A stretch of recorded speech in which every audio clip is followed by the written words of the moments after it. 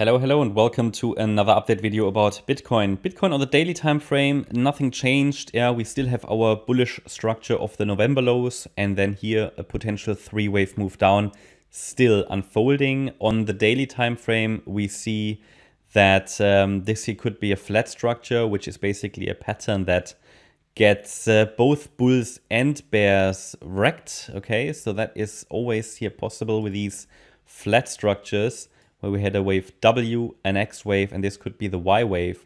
Basically, you made a low here, everybody gets bearish, a high here, everybody gets bullish, and a low here, and everybody gets super bearish and thinks the bear market is back, basically, and new bear market lows are coming before it then takes off. Now, that's just how psychologically a wave 2 works, which is the corrective pattern, and also a flat structure. It is just the typical behavior of a flat. Therefore, I see this as corrective because literally since April, the Bitcoin price didn't get anywhere. Okay, it didn't get anywhere. All of this is just volatility. So we haven't really made a decisive move down. We haven't made a decisive move up. So we're still in this kind of holding pattern within this correction. Very interesting. Yeah, so overall, however, the situation hasn't changed. There are some minor fluctuations on the lowest time frames, but overall, we're still focused on the downside, as explained over recent weeks and months. Tracking, however, that the bear market low is already in and has been made in November. Now my view will change below 18K, because then the road to 8 to 10K seems very, very clear. The trapdoor will open here, yeah, but we're far away from that, so I'm not primarily looking for that. I am, however, still looking for further downside until the market has given us confirmation that a lasting low has been achieved. And I can only repeat it again, to leave it with you, to make sure that you do the right thing for you and your portfolio. But a lasting low could have been established here.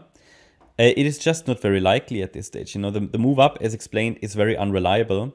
And we really need to see the 5-wave move to the upside and the following 3-wave pullback to have the next trade setup for higher. Okay, I did explain to you, if we break above 27,480, which was one of the relevant Fibonacci resistances, yeah, which basically invalidated the more direct downside path, that we may climb higher, yeah, but that we don't have this pattern until we really see 5 waves up. Until then, obviously, it can still break down along the way, and I'm watching for those micro clues, yeah, for those clues on the microstructure, to give you as soon as possible an indication if things are changing on the 1-hour chart. But overall, all of that does not affect the larger time frame. Very, very important.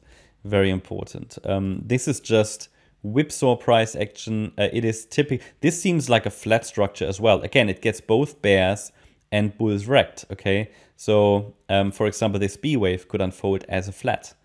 A, B, C, or even W, X, Y. Very difficult structures, and I explained that probably the best course of action for most people is not to do anything and to wait for clarity. You know, that's the best course of action for most people.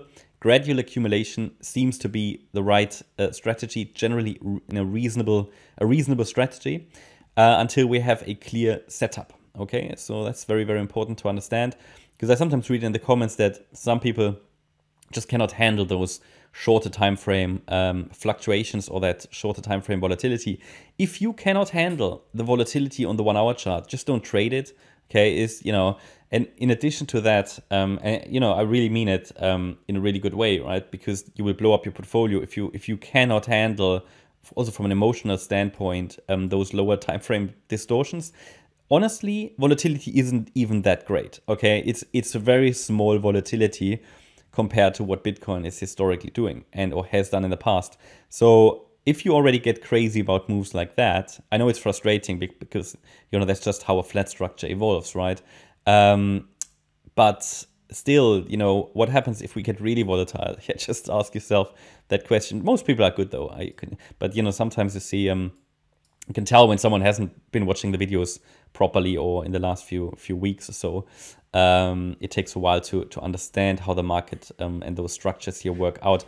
But I can only tell you that trading B waves, for example, or diagonals, it is just difficult, okay? And it's not the right thing to do for most people. And bear in mind that wave counts, the tradability of wave counts depends on the trader skill, okay? So I'm not telling you how to trade these necessarily. That depends on you, your portfolio, and so on. I said the most reliable pattern will occur, or the most reliable setup, in this range here when we have 5 waves up and 3 waves down. Until then, this is very fragile. So, you know, if you trade these boxes or something, just be aware they are very fragile. I just have to put out that warning. But I still give you the resistance areas, which you could use for a short trade.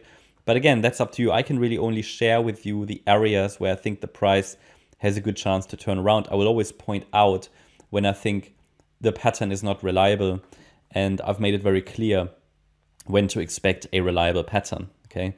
However, a potentially interesting short trade setup emerges here, but again, it's only on the lower time frame.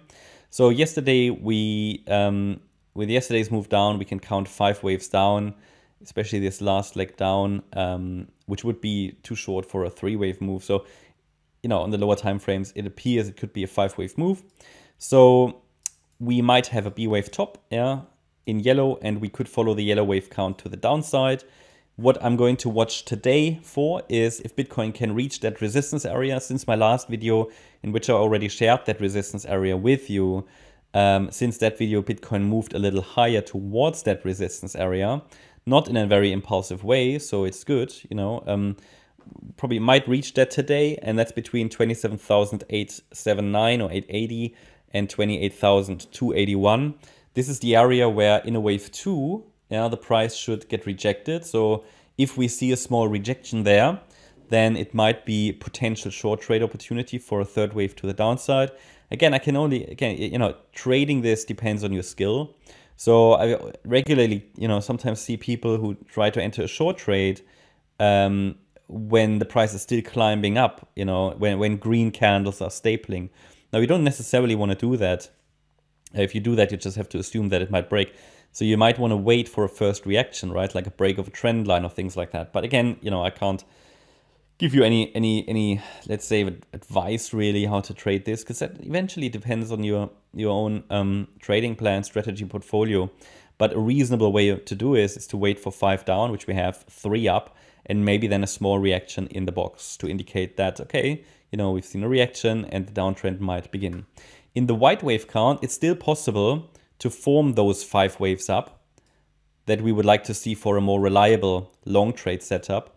But until we see them, this is a very unreliable setup, on, you know, and a very unreliable wave count to the upside. So we cannot really trust it. It can break down easily, especially the 5-wave move down yesterday increases probabilities for a breakdown, but it's too early to confirm it. So one pathway that I can imagine for this white wave count to push higher is that it forms here more extended ABC structure in wave 4 before it then goes up in wave 5. Yeah, that's certainly an interesting pathway that I could imagine is going to play out potentially.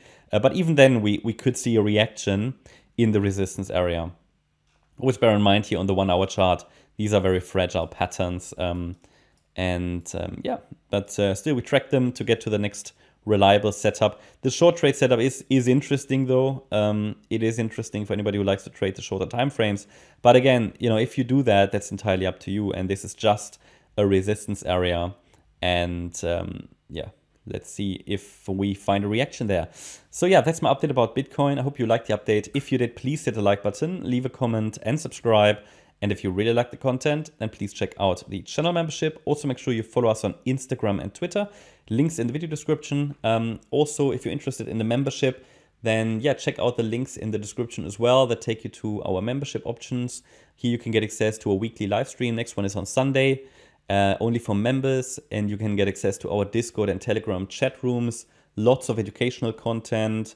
And as a gold member, you get access to short-term market updates, which can be very valuable on volatile days. Okay, thanks a lot for watching. Bye-bye.